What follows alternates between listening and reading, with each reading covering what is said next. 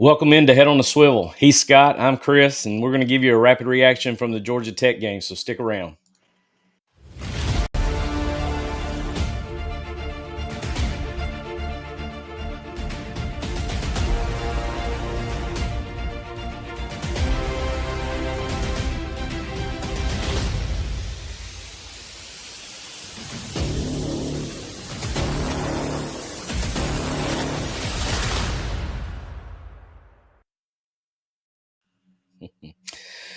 Clean old-fashioned hate week, Battle of the Governor's Cup, Mercedes-Benz Stadium. Georgia just finishes up the win, 16-9 versus Georgia Tech.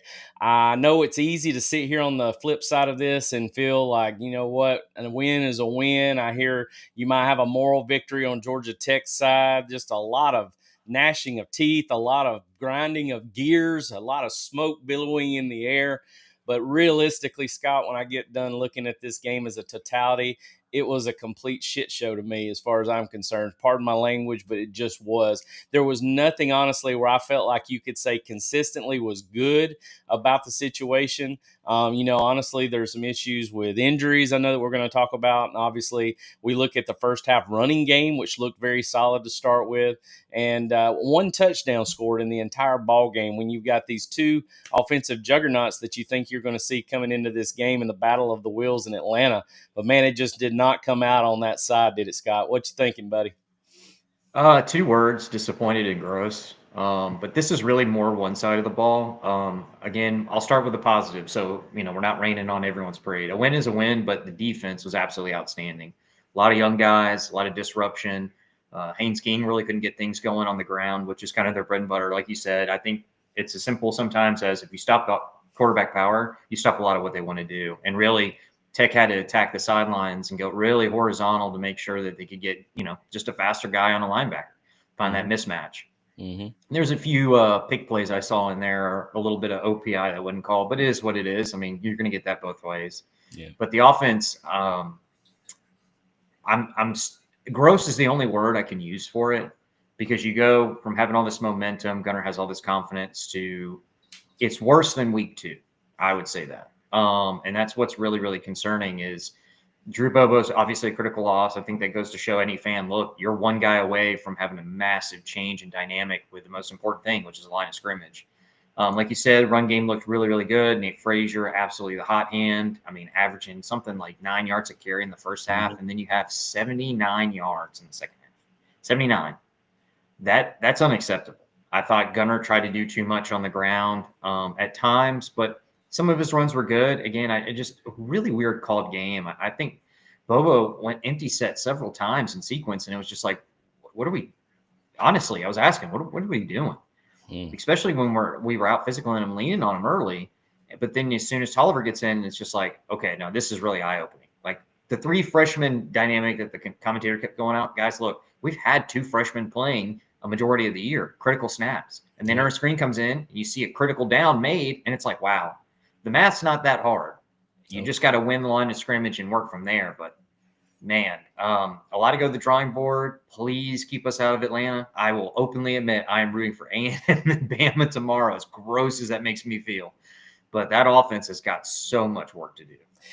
Yeah, you hit the nail on the head. As I watched us through the year, I've watched plenty of tape on us. I really felt like when you get out of the games that we have just previously played, Mississippi State and Texas, and then, of course, the Charlotte game, which we sleptwalked through, I really felt Gunner throwing an interception in the Charlotte game to me was almost like there was a retraction, almost a reclusiveness about the way he started playing the game again. And I noticed that carried over into this game as well. I wanted to show you real quick. I know everybody's aware that Gunner threw his 5th interception of the game right here.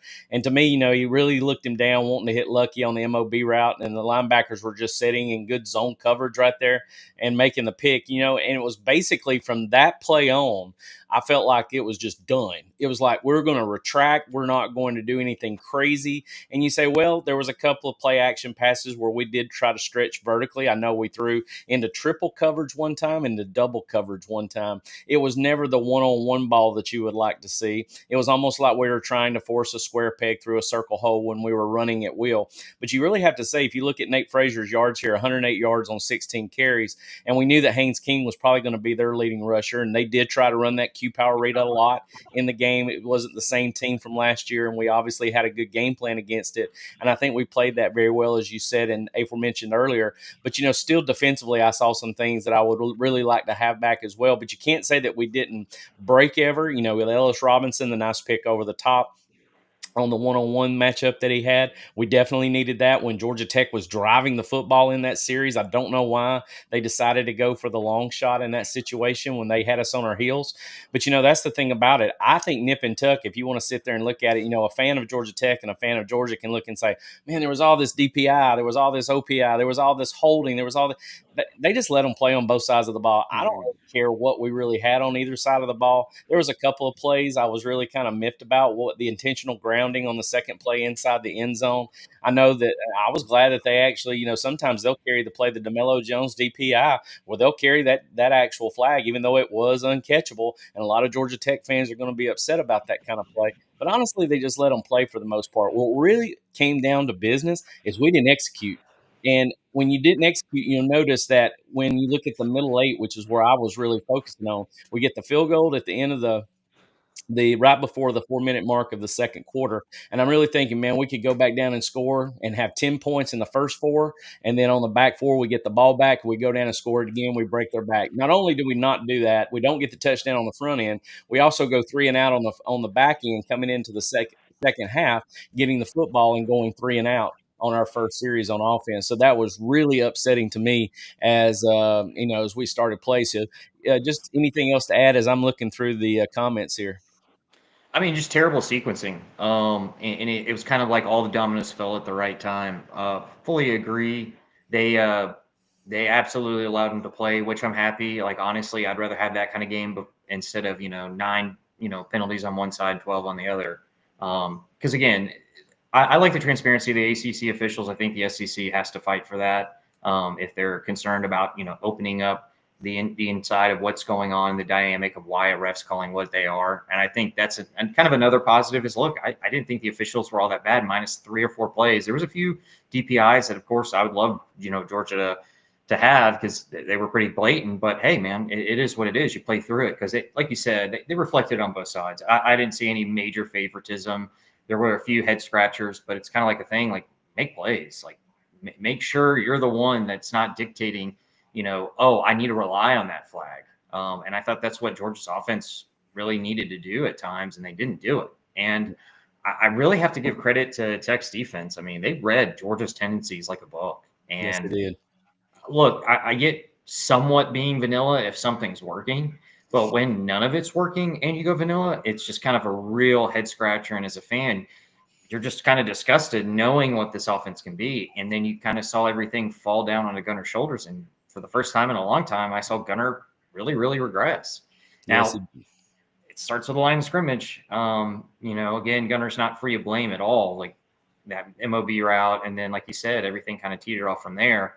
But really kind of grossed out with what we saw. Guys whiffing blocks that don't typically whiff blocks. A lot of, not being a smart football player on how you take that leverage to the block. mm-hmm. And I mean, Georgia Tech flew around. I mean, they were openly telling you they were gambling.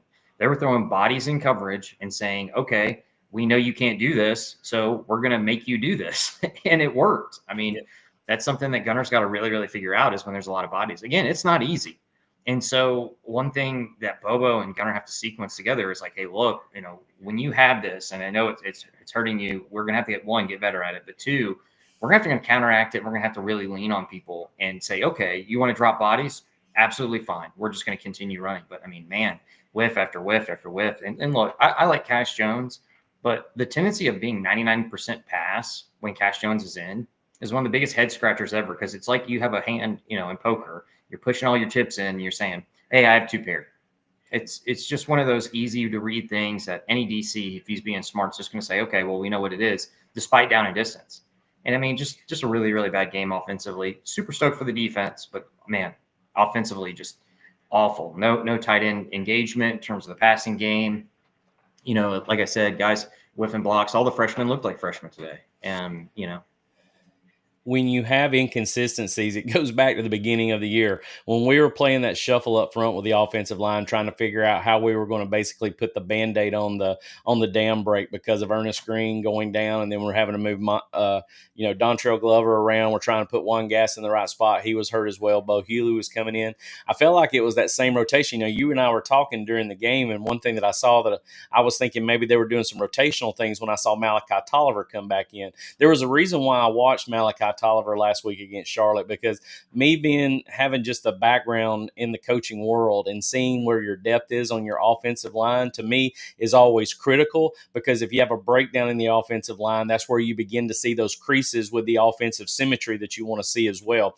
And that started, we were talking about how well the running game started in the beginning, and I think that's the reason we saw a regression in the running game as it went, trying to use McCray and Nate. So that's obviously telling me, with as much totes as Josh got today, that Chauncey Bowen still isn't 100%, obviously, or they're still trying to keep him on the back burner and get him completely healthy, ready for the playoffs. But, when Drew Bobo goes down and Malachi Tolliver comes in, all of a sudden it changes just the way we're blocking things. Now, did we still run gap scheme? Yes, we ran it, and we didn't run it very well. Did we still run inside zone and duo? We sure did. But obviously you saw the efficiency digress as the game went on, and that's something that's very important to see as we move forward, because if Drew Bobo does have something wrong in the foot and he's long-term injured, we're going to have to look to see in the near future behind Malachi Tolliver is Parkview Cortez Smith. Both, if I'm not mistaken, they are both in the same offensive line class. They are redshirt freshmen that are backing up Drew Bobo at the center position. That is something always of a critical position and something of need, and something that we are, as a fan on the outside looking in, are going to have to say, you know what, I'm kind of with you there, Scott.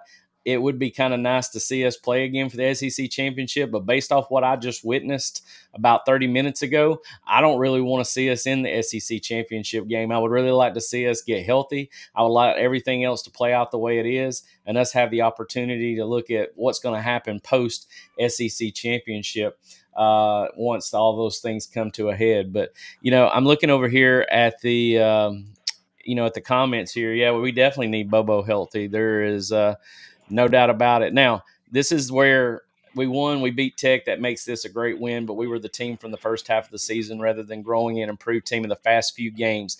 I wanted to put that up there because that is so well said, because that's exactly what I told Scott pregame. I really felt like we digressed where we were looking at the same team we've been watching like week 2 and week 3.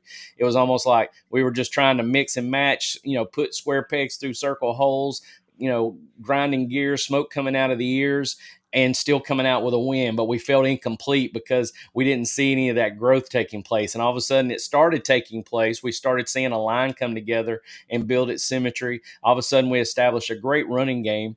And, and the complement off of that was the RPO play action game. And then all of a sudden we hit a wall today. It's like we almost went to a mirror reflection and digressed all the way back to week 1 based off what we had there. Anything else, Scott? Gunner being gun shy. Again, those mid-major programs did exactly what Georgia Tech did. They dropped a lot of bodies in coverage, just knowing, like, hey, look, we're going to force you to beat us through the air this way, and we're just unable to do it. And I hate it for Gunner because he had so much confidence, going into the week of Charlotte. He didn't seem off, but he didn't just seem his full self. And you're thinking, hey, look, this is a 1-win team. We're just going to do what we do, get in, get out. But seeing Drew Bobo go down, emphasize it enough with you, Coach. Look, you're one guy away from becoming, from going to a great borderline elite offense, especially elite in efficiency, to one of the worst offenses of any contender in the entire 12, minus maybe the group of 5. I'd have to really dig deep to see if they've had an offensive performance like this. So when you see those numbers that you just pulled up, there's no ifs, ands, or buts about it. You have to do better. And look, I'll take a win. It is great to win. It's much better than losing.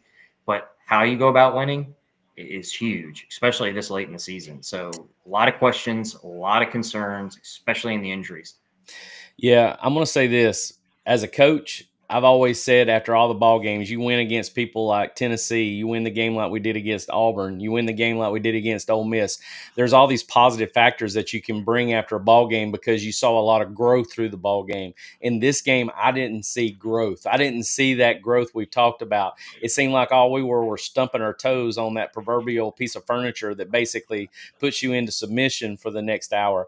I never saw anything that just made me feel like consistently that we were going to go out there and finish the game in a way that would make us feel a little bit more compliant with what we've been watching for the previous 3 or 4 weeks. You see Zachariah Branch there, 53 yards receiving with the 5 receptions for a touchdown. This is his lone. This is the lone touchdown of the game here. You can see that he caught, and it was still just a simple out route on trips 3x1, and he just puts a move on that guy. And, they have a little fun there in the end zone. That is the only touchdown of the actual game.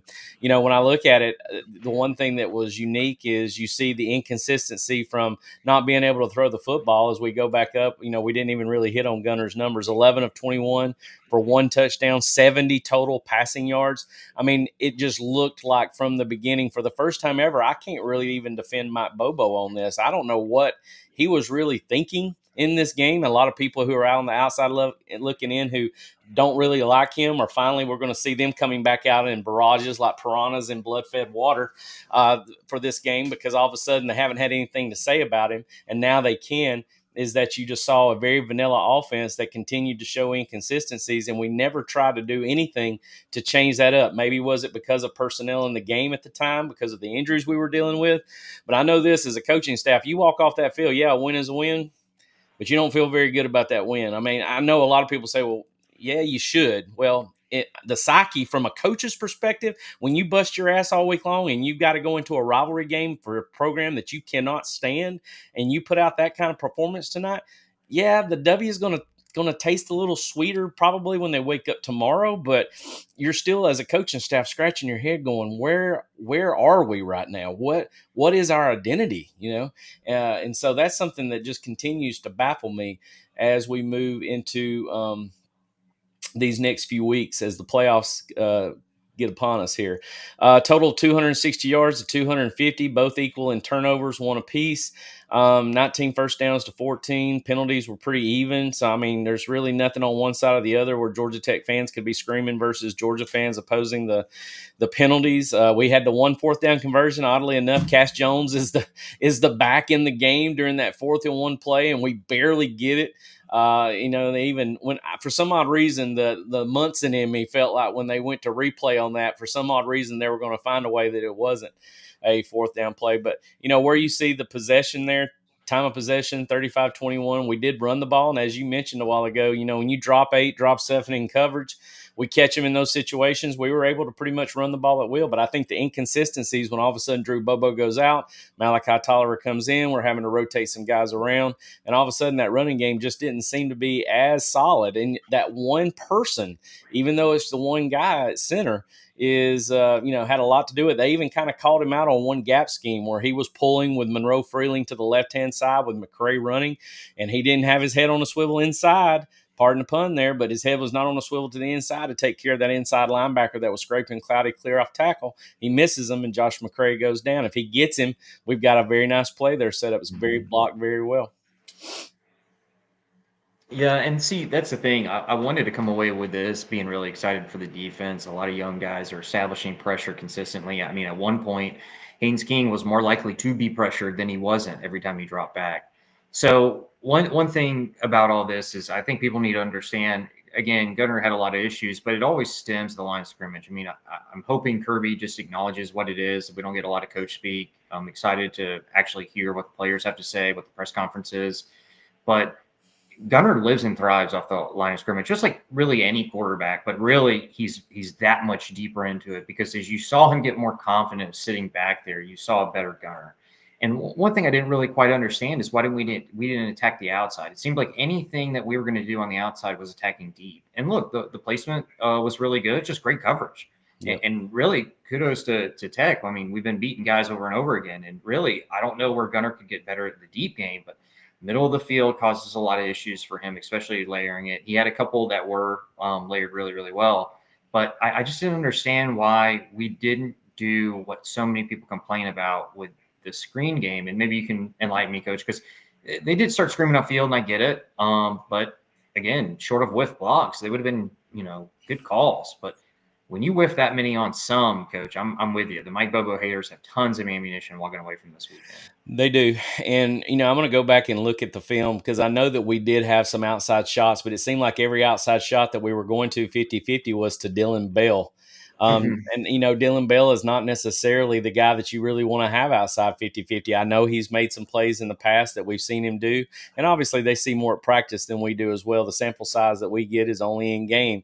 But I always see from what I saw, they basically dropped 7, they dropped 8. They said, okay, Gunner, throw it in these zones. We're going to give you these zones. We know where y'all want to go to. The deep over, the MOB route. We're going to cover you on the outside. We're going to stick you hips. We're going to run with you on those 50-50s, and we're going to make you throw it in front of us, check down all day long, and come up and make tackles. And I think that's the reason why the frustration was there because, like I said, when we did try to go deep, that's the reason why you saw them always in our hip pocket, and even sometimes 2 or 3 in hip pocket. The one to Noah Thomas that almost ended up getting intercepted. I mean, that was in triple coverage. He throws to Dylan Bell over the top. It's in double coverage, and they're in our hip pockets on the outsides as well. When you go laterally, the one thing that I would have to say is that you're establishing the run game to run more play action. And the play action that I saw, it was just like what we saw in the beginning of the year. Why you saw inconsistencies again is because we had pass pro breakdowns.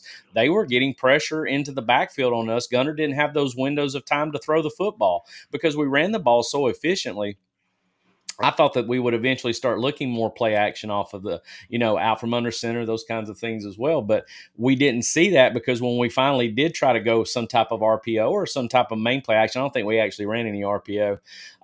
We had breakdowns in pass pro. So, that all of a sudden changes the dynamics and the same frustration. I'm saying right now, equilaterally, the frustration I feel right now is very similar to the frustrations I felt at the beginning of the year. Very similar to what we saw against like Austin Peay's and Marshalls, for the crying out loud, even Tennessee for that matter, and even into the Auburn game, is those inconsistencies in pass pro because we were still trying to fit our front 5 together. And again, we see that sort of unfortunate situation happen today with Drew going down and Malachi Tolliver coming in. And, like I said, all of a sudden that changes the chemistry of your front because I know Malachi wasn't responsible for every bust. But yet still, when you're identifying the mic on every play and you're adjusting to what side you've got to work with your guard to, and you put the other guard and tackle on an island on the backside to what they've got to do, we noticed there were some busts there. So, all of those inconsistencies compiled together goes to show you why we have a 16-9 win when you look at, down the team stat line there of what we have in regards to that as well. We'll be right back after a word from Georgia Sports Autographs. Georgia Sports Autographs is built by collectors for collectors. They know what fans want because they've been in your shoes, hunting for that perfect piece, the right signature, in the right spot. At every signing, Georgia Sports Autographs make sure it's done right, using the proper ink, following best practices, and paying attention to every detail so you end up with a product you'll be proud to display. They've already worked with many of Georgia's top athletes, and their network gives them access to just about anything you can imagine. If you don't see it listed, don't assume it can't be done. Chances are they can get it for you. Georgia Sports Autograph tests themselves with every event, always improving, always delivering for the ultimate addition to your collection. Trust the team that treats every autograph like its own. Georgia Sports Autographs, where every signature tells a story. I'm looking over here at the comments. I wanted to bring Sid Gowans back up. Today is why we need Curtis at your core. The quarterback has to be a competent pocket passer. I really like Gunner. He's a great story, but only a good quarterback. I want elite at that position. Something that I'm sure you can. I don't want to go too deep in the weeds on Jared Curtis, but the one thing that people forget about that we have sitting behind Gunner, and this is something that you look at down the road, we have a very willing and waiting Ryan Puglisi, and we also have a very willing and waiting guy in the name of Ryan Montgomery, who I don't know if a lot of people know about those two names or not. In the wake of Gunner Stockton, whether he leaves or stays for another year, there may be reasons why we don't have a Jared Curtis and why he is on commit flip watch right now, because he may be wanting to go to Vandy because he knows he has a starting opportunity and doesn't want to grind through the system and outcompete the other quarterbacks that are at the University of Georgia to fight for that top spot. But, everything was fine. And I really felt like that you take this game and you continue to progress the way we've been playing. Nobody's saying anything, but it just took one game to regress. And now all of a sudden we're questioning him again. We're questioning the whole system again. Coach Bobo's being questioned again. And it comes down to it. There's inconsistencies there. And I really do think if there's one excuse I can really say out loud that I think legitimately kind of holds water to what's going on, it is from the offensive line play. And when you have that breakdown, that creates inconsistencies across the board in your run game, in your passing game, and just your total overall offensive production. It limits what you can do offensively because your play card goes from being something so large. That's why, as I was listening here, I saw someone say something about, we had no Humphrey sightings today, little Noah Thomas. All of a sudden your play card condenses. It's on an index card instead of a big old 8.5 by 11 sheet of paper because you have to change what you're doing because of the personnel you have up front. So there's a reason why that happens. Now, that to me still doesn't give any excuse to the execution. And to me, the execution is what continues to bother me, and I think kind of symbolizes what you're mentioning in the fact of as well, Scott. What's your thinking on Jared and just looking into the future of what we see and just sort of the woes of what we're experiencing and feeling right now? It's kind of the same narrative I've heard over and over again. Dylan Rail losing out on Arch Manning. The world's falling down. And like you said, how quickly we forget that Gunners had elite play. I mean, the game against Texas was absolutely outstanding. Yep. We cannot forget, though, guys, the 5 men in front of him is what Gunner thrives on. And when you saw guys whiffing blocks, not pushing people, not leaning into them, Gunner's fast enough to make himself a +1 runner, but he's not fast enough. He's going to break away over and over and over again. And just to see, like you said, how small that index card got on the play sheet, you could just tell Georgia Tech was really, really well prepared, gambled a lot on it and hit on a lot of it. And so I think that goes to the coordinators like, look, you're building out tendencies that's making you, being able to be read like a book. I mean, how often Georgia Tech was right on when they gambled stuff. Yes. And look, like you said, it all starts with execution and the failure of. Now, Gunner obviously doesn't get any excuses from me, but I'm just telling you the reason why. That doesn't mean the reason is okay. I'm just saying, hey, look, this is bad, and this is bad quick. So you got to start thinking about, several things. One, Drew's status, where is he at? I mean, he already had a cut on his hand. Two, I mean, you saw how the snaps were even more inconsistent, which throws off the mesh point and timing and everything. Three, Gunner's confidence just dropped like a rock after that interception. And four, no one really stepped up in a big way outside of two offensive players. I mean, Nate Frazier and Zachariah Branch deserve a ton of credit.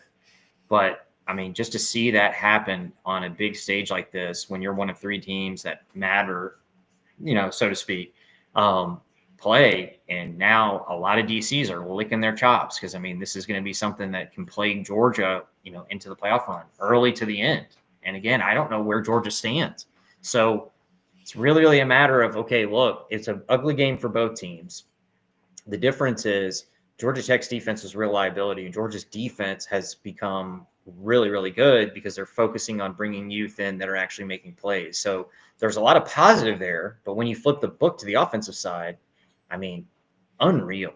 I mean, again, the only word I have is disgusting, especially knowing what this offense is capable of. I mean, kudos to Tolliver for coming in, but man, it wasn't just him whiffing. It's almost like the whole dynamic shifts, and then all of a sudden the freshmen are being freshmen again. And that's where I was really impressed, is you see the two freshmen in, now we're up to three, and it's like the dam broke loose.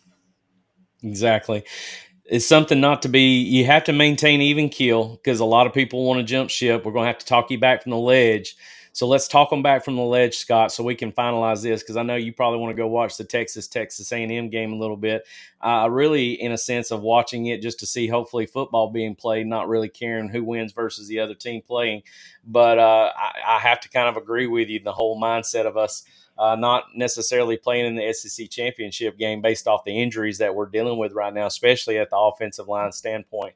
Let's talk about, first off, if that we do have the solidification. The running game still looks phenomenally good for the most part. Really saw good things from Nate Frazier and Josh McCray tonight. There's really some good things to understand from that perspective, is that if you've got a good run ground game that sets up everything that you want to do, there's something that's got to gain Gunnar Stockton's confidence back, and that's when you have a good ground game complement to to that. So what you got to be able to see, Nate Frazier with 108 yards rushing tonight. Again, Georgia beats Georgia Tech 16-9 in Mercedes-Benz Stadium in the Battle of the Governor's Cup, clean old-fashioned. Hey, if you're just joining us, appreciate you being with us tonight. But overall, we're talking about just the dilemmas that we're seeing in the game, as well as we're trying to talk some people back from the ledge right now. So I'm going to go with that 108 rushing yards from Nate Frazier. Chauncey Bowens is obviously healing up. Not seeing him today and getting Josh McCray more totes is going to just add depth, because once Chauncey gets healthy, I think that brings a steady dosage back of what we want to be able to see in a 3-back system, and at least 2 backs that are going out there getting the steady amount of totes and getting the opportunity to complement off of one another as well. So, that's something from a standpoint of the fans looking on the outside, looking in, that maybe want to be talked back off the ledge a little bit. Still got to be confident about our ground game and how we ran the football, even though I know it began to digress as the game went on, but that could be just due to the fact of, like I said, up front, not being able to, get the adjustments in time with youth up front, trying to get those blocking adjustments done correctly and getting those things taken care of. I'm sure Drew Bobo is going to be one of the main emphasis points this week as we see why he was in a boot when he came back from halftime. But, you got to move on. If he is not able to play, we got to be able to say, is Malachi Tolliver your next guy? Is Cortez Smith going to be the next guy? I got a chance to watch both of them against Charlotte. There were some good things I saw in them, but again, it's the same progression that I saw with Dontrell Glover and Juan Gaston in week 2 and week 3. They were learning, getting better. And as they went through 3 and 4 and 5 and 6 ball games, you saw their growth. And it's the same thing. Malachi's having to grow up fast. And, so that's something that we're going to have to be patient with as we move forward. But still, good things from the running game from today in the 16-9 win. How about you, Scott? What's something we can talk to them about to back them up off the ledge with? I mean, understand, guys, Georgia Tech's offense was their solution to everything. I mean, stopping Haynes King is not just as easy as flipping a switch. If you go back to their last 5-8 games, man, you see them putting up points on everyone. I get it's ACC competition, but, a Power 4 program, if you drop 38-plus points on them, that's really, really outstanding. And for Georgia's defense to do this with rotating as many bodies as they are, especially young guys, a Walker and Johnson, and everyone's starting to step up and escalate their level of play almost every play. It's absolutely unreal to see how fast the young guys on the defense are growing up. And then to flip it to the offense, look, guys, one player in a couple plays, this could be a totally different dynamic. Again, I hope the offensive staff really sits down and says, all right, look, if we face this again, how do we beat it? What are the ways we can be really consistent? Even if we're shorting that index card just to 2 index cards, how can we manipulate things and make them really, really pay for just dropping bodies in coverage? And look, guys, beating that is not easy. Reading zone with that many guys fluctuating, and if he goes here, there's nothing here. That's not an easy task. So, Gunner deserves a good level of blame, but not nearly all the blame. It really was just super, super disappointing on the offensive line. But understand, we'll knock on some wood. Drew Bobo is okay. He can heal up. Atlanta happens like it's projected to with A&M and Bama. Okay, you're feeling better because now you can rest them up and figure those things out. You can get that dynamic. Because look, I haven't seen a Georgia, team under Kirby Smart that typically has bad weeks. It's typically one real drop off, and then you kind of get an escalation of what you were.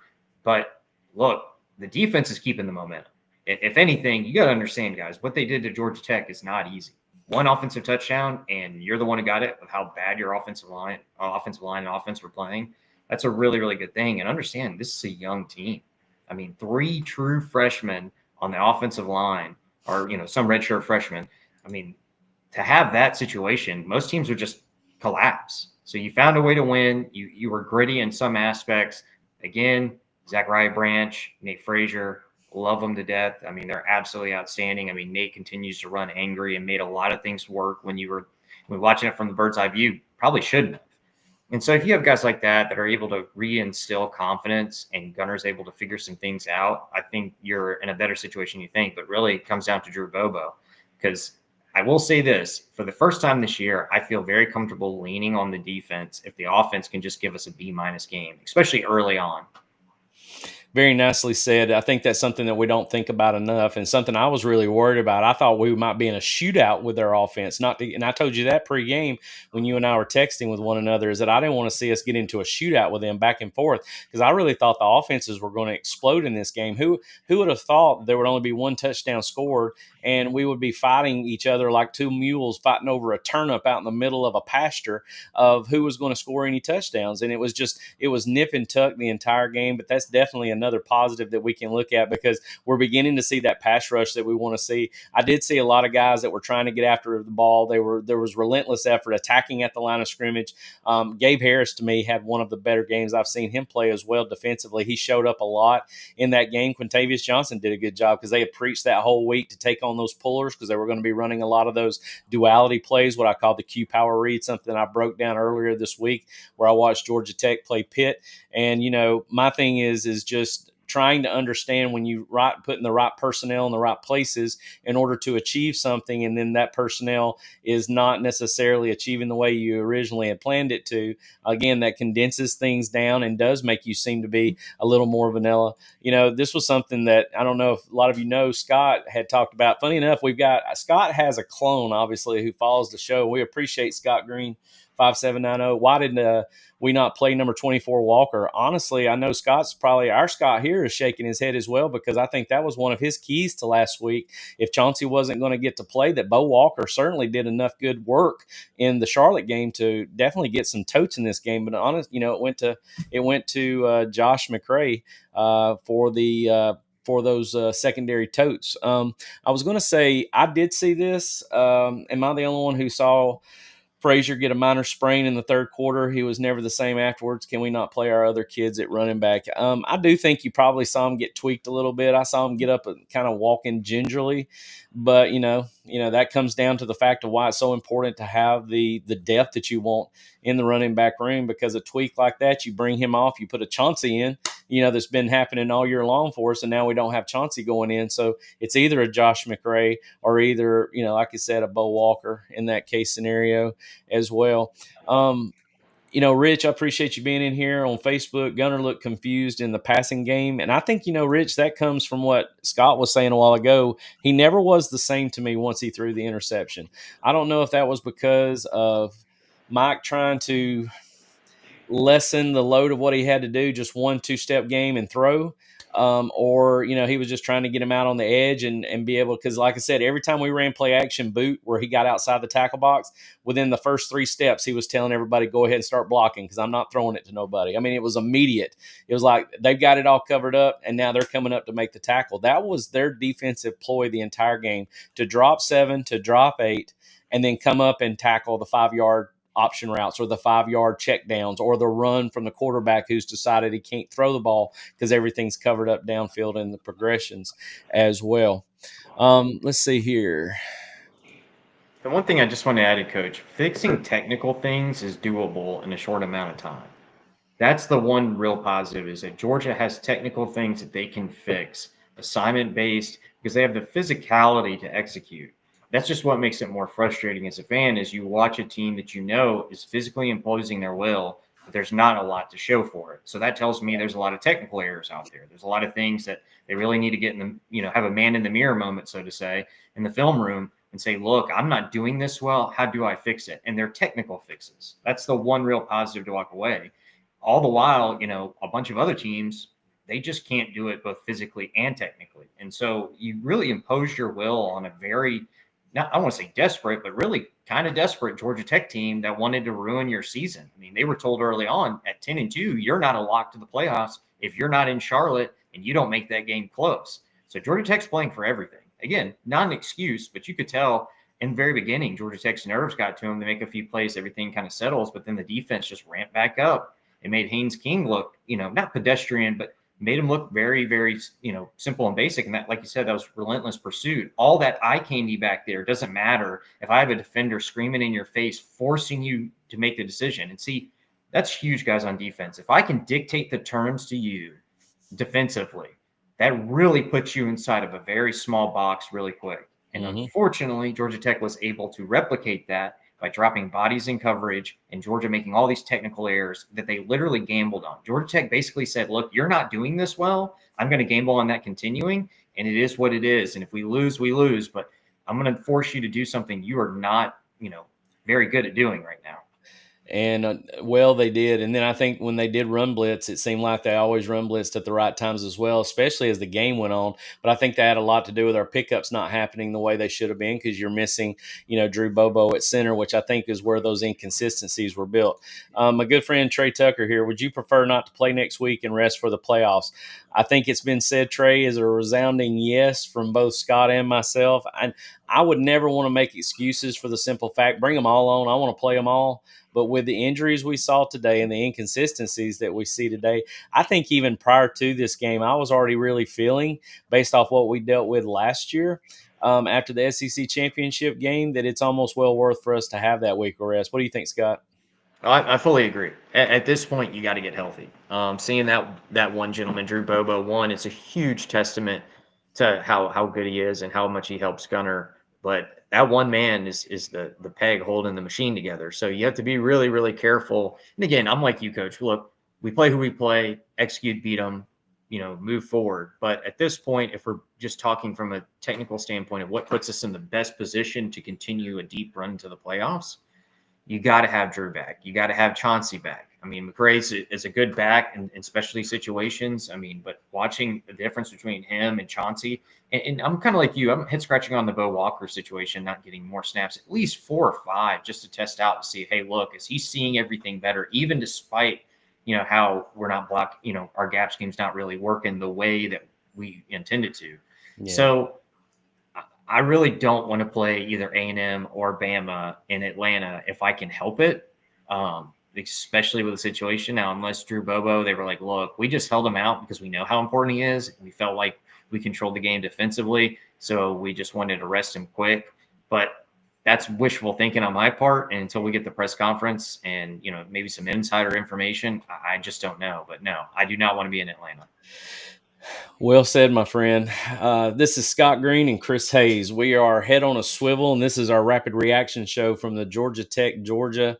I guess you want to call it the skirmish for the Governor's Trophy in Atlanta, Mercedes-Benz Stadium. Clean old-fashioned hate.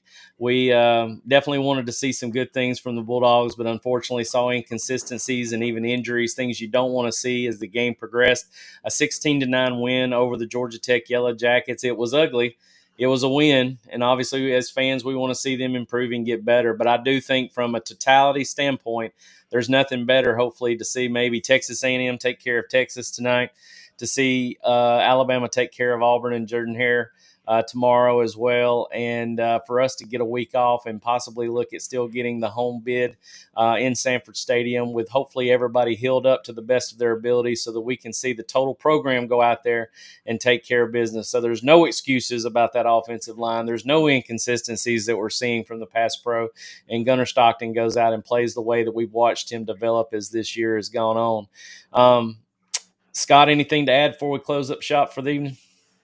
The good news with having a young team is a lot of them are coming back. So when you see that spark, that aha moment that they have as players, it makes you really excited, especially because of how many will be returning. And I'm hoping if I can get the best good news out of the bad news, this means guys like Drew Bobo and some of those older guys are coming back to work on their, their craft because they haven't mastered it yet. But it's not the end of the world yet, guys. We got to get more information so we can process offensively what went wrong, what, seldomly went good outside of the run game. But defensively, understand, man, you can still lean on a lot of teams and find a way to win, especially with the 12-team playoff as it's set up right now. And I'm like you, Coach. Get us in Athens for a primetime slot, a night game, hopefully, and I'll feel a lot better, especially if we have time between, because I think that gets a lot of guys feeling better and healthy. So a win's a win, but it was not a good win. Well, one thing we said, I think it was Sid Gallons that said a while ago, us Georgia fans, we've got a good problem to have when we go out there and play as poorly as we do and still come off the field with a W. I know it's easy for us to be a little bit spoiled based off what we had happen for the 2021 and 2022 season. So the type of winning that we're doing right now that requires growing pains, growth, patience, steadiness, consistency, you wanting to see the level of development of these kids get better and better week in and week out. And And like we've said previously, the days of winning 42-7 and 56-7 is just over with. We're going to have to get used to seeing those kind of games that we have been watching us do this year, like the game at Ole Miss, when high scoring game, but it was back and forth, but a lot of just explosive plays on both sides of the football, needing to play defense when you needed to play defense, and offensively scoring and capitalizing on drives when you need to do it. That's the kind of football that we want to see complementary, and you'll never hear me complain about it at the end of the day, even if it is a 7-point win. Today's 16-9 win, kind of unique in its perspective because, like I said, I felt like we left a lot of good football out there on the field. And that's something, as Scott said a while ago, that we just got to continue to grow and improve upon because we do have a young team, and we are definitely trying to strive to be, the culture of what Coach Smart is trying to build at the University of Georgia. So, I love it here. This is a great way to finish with somebody coming in here going, oh no, we suck again. Yeah, I'm ready to hear all of that this week because there's been nobody, you haven't heard anybody say it that way. Because the Bobo haters, they're silent. The people who think Gunnar Stockton was terrible are silent. And all of a sudden you give them the one big game and we're seeing all those naysayers come back out. Guys, football is football. That's why you coach it. That's why you love it. That's why you build these kids up to grow and continue to develop. And we as fans have to be patient and just continue to watch. But for Scott Green, I'm Chris Hayes. We are Head on a Swivel, and this is the Rapid Reaction Show to the Georgia Tech and Georgia game. Played tonight. Winners, UGA over Georgia Tech, 16-9 in the Governor's Cup. We appreciate you tuning in with us this evening. And as always, take care, God bless, and go Dogs. Go Dogs.